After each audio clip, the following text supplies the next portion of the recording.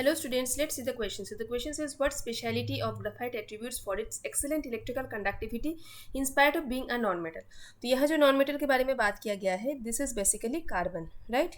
तो ये कार्बन का एलोट्रॉप है, इतना तो हमें पता है, लेकिन फिर भी ये बहुत अच्छा इलेक्ट्रिकल कंडक्टिविटी दिखाता है। इसका रीज़न क्या है? देखो, इलेक्ट्रिकल कंडक्टिविटी, इसके लिए हमें कोई एक चार्ज कैरियर चाहिए होगा। कोई अगर इलेक्ट्रिकल कंडक्टर है तो कोई एक चार्ज कैरियर उसमें डेफिनेटली है, या तो इलेक्ट्रॉन हो जाएगा या फिर आयंस हो जाएंगे। लेकिन ग्राफाइट जो है, this is the covalent structure, this is having a covalent structure. So यहाँ पे आयंस बनने का कोई चांस है नहीं। तो थोड़ा इसके स्ट्रक्चर को देख लेते हैं।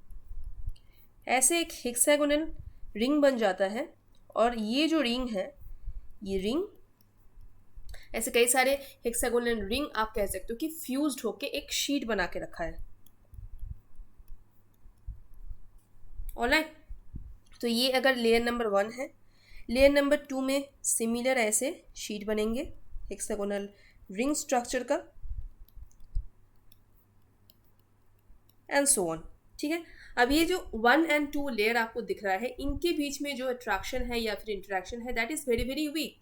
तो इसकी वजह से स्लिपरी स्ट्रक्चर होता है। लेयर बाय लेयर जो स्ट्रक्चर है ये स्लिपरी होता है इसकी वजह से।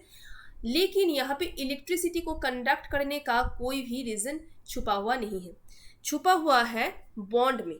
तो चलो बॉन्ड में आ जाते हैं। आप गौर करो किसी एक कार्बन में, मान लो ये वाला कार्बन, ये कार्बन का कितने बॉन्ड्स बने हुए हैं? इस कार्बन का 3 बॉन्ड्स बने हुए हैं, है ना? लेकिन कार्बन का तो टेट्रावैलेंसी होता है, तो जो 4th इलेक्ट्रॉन है वो गया कहाँ, है ना? तो 4th इलेक्ट्रॉन जो है, that is the free electron roaming around hair.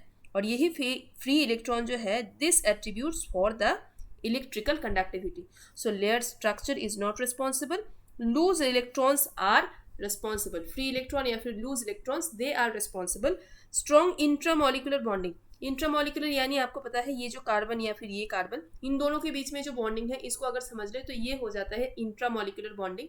ये काफ़ी स्ट्रॉन्ग है, लेकिन इसकी वजह से नहीं होता है electrical conductivity. Electrical conductivity is attributed to the free electron which is roaming around, which is moving around throughout the structure, right? तो this is also not your answer. Your answer is option B. I hope ये समझने में आपको कोई difficulty नहीं है. Thank you so much.